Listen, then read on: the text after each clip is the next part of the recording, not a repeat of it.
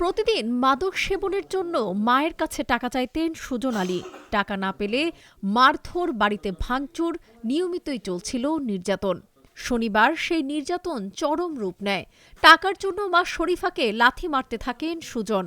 বড় বোন ডালিয়া বাধা দিতে গেলে ইট ছুঁড়ে মারেন তিনি। এতে মা ও গর্ভবতী বোনের মাথা ফেটে যায়। রক্তাক্ত অবস্থায় দুজনকে ভর্তি করা হয় গোদাগাড়ী স্বাস্থ্য কমপ্লেক্সে। হাসপাতালে গেলে চোখে পড়ে করুণ দৃশ্য।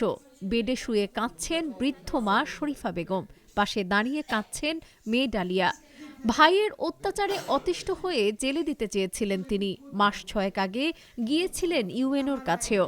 সেখান থেকে থানায় পাঠালেও কোনো লাভ হয়নি। মাদকের টাকার জন্য প্রতিদিনের এই নির্যাতন থেকে মুক্তি চান তারা।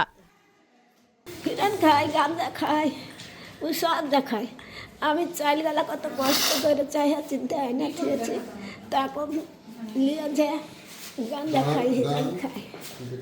পুলিশ আসিয়া একবার ধরে নিয়ে গেছিল, নিয়ে যে 6 মাসের জেল দিয়েছিল, দিয়ে ছিটে আপন মনে চলে এসেছিল। দিয়ে 2-3 গেছিল গোদাগাড়ি। মাল চাইলে মাল কোনটা পাবো আমরা, বলে তো পেটের ভাত জুটাইতে পারি না, তো মাল কিনে কেমন করে ধরবো বাবা বলে তো। ইয়াবা খাই, হিরোন খাই, গাঁজা খাই, আপনার বাড়ি চাউল টাউল নিয়ে যে সব মানুষের বাড়ি তো চাউল গাল আমরা রেখেছি। তো বহুতবার গ্রামে মানে হেল্প চাইছি যে একটু সহযোগিতা করেন না, দৌড়ে বাইন্ধে দেন, একটু মারে, কোনো কিছুই না। রিক্সাতে যাচ্ছিল, যেহেতু মেলা গ্রাম যাম, মেয়েটা দেখেছে মাথা ফেটে গেছে, লোকজন তুলে গেছে। কী হয়েছে কী হয়েছে, তো বেটা মেরেছে। মেরে আমি ওই স্কুল থেকে আসছি খালি গাড়ি নিয়ে, দিয়ে দৌড়ে পালাইছে। ভুক্তভোগী মা ও বোন থানায় আসলে সঠিক পরামর্শ দেওয়া হবে এবং তারা চাইলেই আইনের আশ্রয় নিতে পারেন বলে জানান গোদাগাড়ী থানার ওসি হাসান বাশির।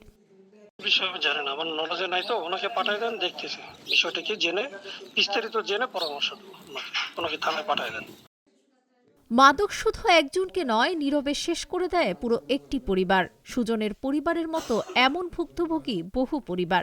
মাদক প্রতিরোধে আইনের সঠিক সময়ে নজরদারি, পারিবারিক ও সামাজিক সচেতনতা এখন একান্ত জরুরি। ডেস্ক রিপোর্ট, আজকের পত্রিকা।